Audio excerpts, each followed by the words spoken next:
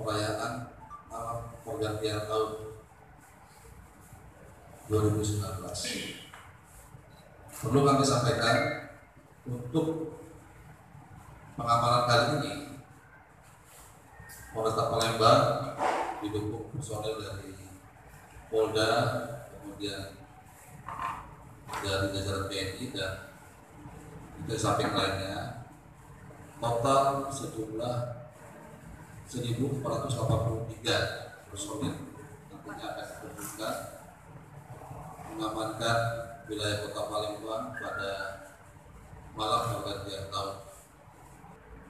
Kegiatan ini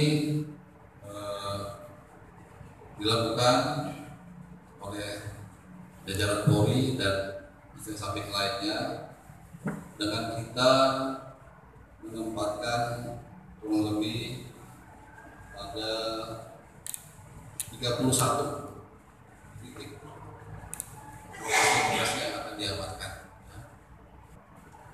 menjelang titik-titik pergantian waktu ya tahun baru tersebut. Kita akan menerapkan rekayasa lalu lintas khususnya di seputar kawasan Jembatan Ampel.